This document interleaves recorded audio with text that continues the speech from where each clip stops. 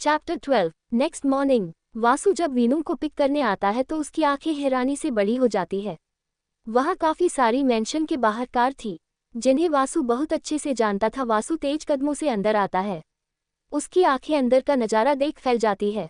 Hall के बीचों बीच विवान के सामने एक आदमी जिसकी उम्र लगभग 55 साल होगी। वो सफेद धोती, उसके ऊपर लाल रंग का राजस्थानी ट्रेडिशनल कुर्ता पहने विवान की आंखों में आंखें मिलाए रोब से एक अलग ही ओहरा लिए सोफे पर पैर चढ़ाए बैठा था। सफेद बाल, बड़ी बड़ी दाढ़ी, सर पर पगड़ी, पैरों में जूती और उसके पीछे काले कुर्ता पजामा पहने हाथ में बंदूक लिए उसके गार्ड खड़े थे। वो आदमी अपनी मूंछों को ताव देते हुए कहता है, किती है ओ छोरी, जी ने महारे छोरे पर हाथ चढ़ाओ।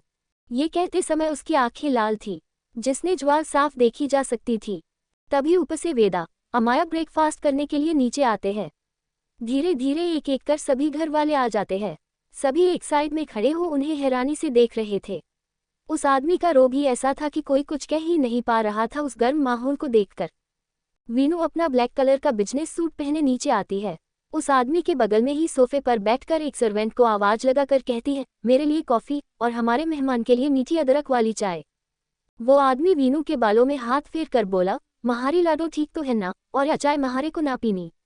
हम महारी लाडो के ससुराल का पानी भी नहीं पिएंगे। विधि नॉर्मली, जी बिल्कुल बाऊ जी, मैं बिल्कुल ठीक हूँ। सभी हैरानी से एक बार वीनू और उस आदमी को घूर घूर देख रहे थे। विवान इमोशनलेस चेहरे से। वासु अंदर आकर जब ये नज़ारा देखता है तो आगे बढ़ उस आदमी के पैर छूकर वापस से 2 फीट की दूरी बनाकर खड़े हो जाता है। वासु नजरें झुकाकर बोला, बाऊ जी आप यहाँ। वो आदमी अपनी रौबदार आवाज में बोला, चल बोल कौन छोरी सवा, जिसने तेरे थप्पड़ मारा। इतना कह अपनी जगह से खड़े हो वासु के पास आ उसके चेहरे को ऊपर कर उसके गाल को देखते हैं जिस पर लाल निशान हल्का सा बाकी था। वो आदमी लगभग चीखते हुए, बोल कुछ पूछू सू तेरे से। पूरा हॉल उसकी आवाज से गूंज उठता है। वासु डरते हुए बोला, लेकिन ये सब आपको किसने बताया बाऊ जी। इतना कह डर के मारे 2 कदम पीछे हो जाता है। मेरी बेटी और कौन, उसके पिता कहते हैं। वासु की नजरें वीनू पर जाकर अटक जाती है। बेचारी के साथ देख खुद में बड़बड़ाता है, मैम को क्या जरूरत थी सब बताने की। अब आफत न खड़ी कर दे बाऊ जी इस लड़की के लिए। वेदा की ओर देखते हुए वीनू अपनी जगह से खड़े हो वासु के पिता के बगल में आकर कहती है, मेरी दी सजा काफी है बाऊ जी, आपकी सजा को वो झेल नहीं पाएगी। बच्ची है, माफ कर दीजिए। तभी एक सर्वेंट चाय और कॉफी लेकर आता है। उसके हाथ थोड़े कांप रहे थे। इस गर्म माहौल को देखकर वीनू इस ट्रे को ले टेबल पर रख वासु के बाउजी को बाजू से पकड़ खींचते हुए सोफे पर बैठाकर उन्हें चाय दे खुद बगल में बैठ काफी की सिप लेते हुए कहती है, बाऊ जी आपको इतनी सुबह सुबह आने की क्या जरूरत थी। मैंने पनिशमेंट दे दी है, अब आप अपना गुस्सा ठंडा कीजिए और चाय पीजिए। बाऊ जी भी कह रही हो और चाय पिला रही हो। हम महारी लाडो के ससुराल का पानी भी ना पिएंगे। वो चाय पीने से मना कर देते हैं। निवान और निमी सीढ़ियों से उतरते हैं। निवान गर्म माहौल को देख कहता है, इतने हथियार बंद लोग, क्या यहाँ वर्ल्ड वॉर होने वाली है। निमी हंसते हुए, क्या जीजू आप भी। दोनों हॉल में आकर खड़े हो जाते हैं। उधम सिंह राजवंश नाम है मेरा, याद रखना। मेरी बेटी ने कहा है इसलिए छोड़ रहा हूँ, वरना मेरे बेटे पर हाथ उठाने वाले हाथ को काट देता हूँ मैं, वो आदमी कहता है। उधम राजवंश अपनी तीखी नजरों से वेदा को देख रहा था जिसके गाल पर अभी भी वीनू की उंगली के निशान थे। उसे समझते देर नहीं लगती कि वो वेदा ही है जिसने वासु पर हाथ उठाया था। वेदा ये देख अंदर तक सहम जाती है। विवान और विधि वेदा के पास आ उसका हाथ पकड़कर उसे शांत करवाने की कोशिश करते हैं। निमी अपने मन में कहती है, ये दिको अपनी बेटी क्यों कह रहे हैं। निमी आगे आ कहती है, आप दिको अपनी बेटी क्यों कह रहे हैं। उधम वीनू जो अभी भी सोफे पर बैठी थी उसके सर पर हाथ रखकर कहते हैं, क्योंकि यह हमारी मुंह बोली बेटी है।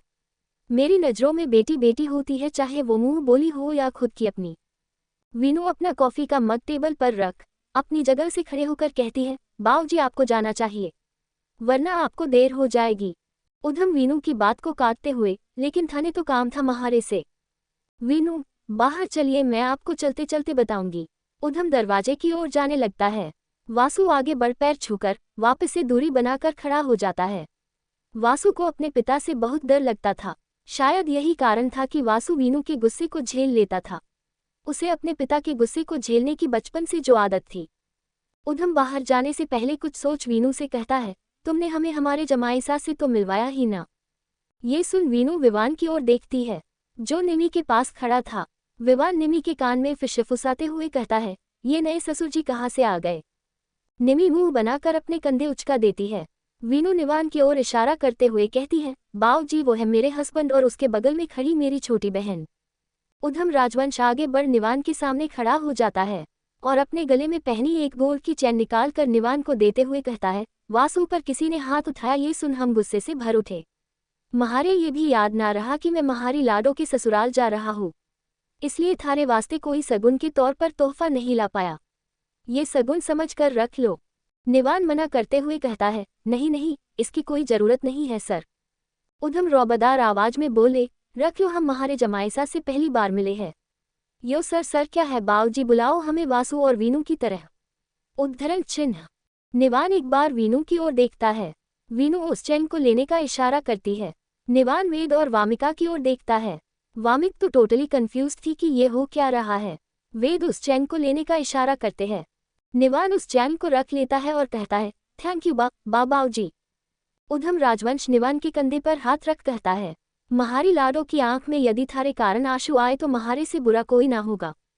निवान प्यारी सी मुस्कान के साथ कहता है, ऐसा नहीं होगा बाऊजी। उधम राजवंश निमी के सर पर हाथ रख बाहर की ओर चला जाता है। पीछे पीछे वीनू मेंशन से बाहर चले जाते हैं, उनके पीछे गार्ड्स भी। वासु जैसे ही बाहर जाने लगता है, निमी उसे रोकते हुए कहती है, वासु ये सब क्या है? वासु अपने बाहर की ओर बढ़ते कदम रोक लेता है। वासु निमी की ओर मुड़कर कहता है, वो मेरे बाऊजी है और मेरी कोई बहन नहीं है, इसलिए वो वीनू मैम को अपनी बेटी मानते हैं। निमी सवालिया नजरों से, लेकिन क्यों, किस लिए दी, उनसे कब मिली?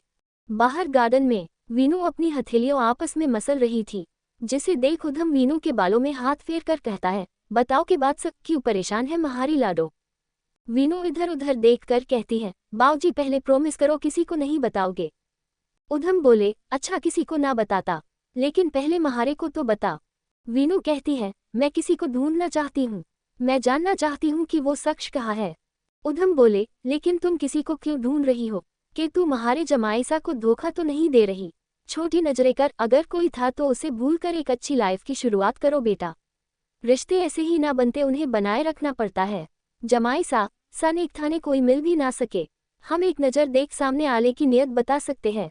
वीनू चिढ़ते हुए, पहले मेरी पूरी बात तो सुन लो बाऊजी, मैं अपने रिश्ते को बचाने के लिए बोल रही हूँ, मैं अपने डर को डराना चाहती हूँ। फ्लैशबैक। बीती रात वीनू अपने केबिन में बैठी काम कर रही थी कि तभी उसके केबिन में डोर नॉक होता है। निमी जल्दी घर जा चुकी थी। वीनू केबिन में अकेले थी। वीनू सामने देखती है तो वासु अपने हाथ में एक कोरियर लिए खड़ा था। वासु बोला, मैम एक पार्सल आपके लिए आया है, सिक्योरिटी ने चेक करके ऊपर भेजा है। वासु उस पार्सल को उसके टेबल पर रखकर एक साइड खड़ा हो जाता है। वीनू घूरकर देख रिडली बोली, अब खड़े क्यों हो जाओ यहाँ से। वासु बेचारी सी शकल ले चला जाता है। वासु के जाने के बाद वीनू उसे ओपन करके देखती है, जिसमें विवान की फोटो पर खून से क्रॉस बना हुआ था। Flashback and. वीनू थोड़ा पॉज ले उद्धव से आगे कहती है, बीती रात किसी ने मुझे निवान की फोटो पर खून लगाकर भेजा था, मुझे वो भी जानना है कि वो कौन था जिसने वो भेजा। उधम अपनी पलकें झपका कर इशारा कर, तो बता कौन है वो। विधि अपने फोन में उन्हें एक फोटो दिखाती है। उधम उसे देखकर बोले, हो जाएगा, और जिसने यूं सब किया है हम छोड़ेंगे ना उसे। इतना कह वहां से चला जाता है, पीछे पीछे उसके गार्ड्स भी। वीनू वापस अंदर चली जाती है। तारांकन आगे जानने के लिए बने रहिए। लाइक शेयर कमेंट करें, अपना ओपिनियन रखें प्लीज ज़्यादा से ज़्यादा। आपको उधम सिंह की लैंग्वेज समझ आ रही है या साथ में हिंदी भी लिखो, कमेंट में ज़रूर बताएं।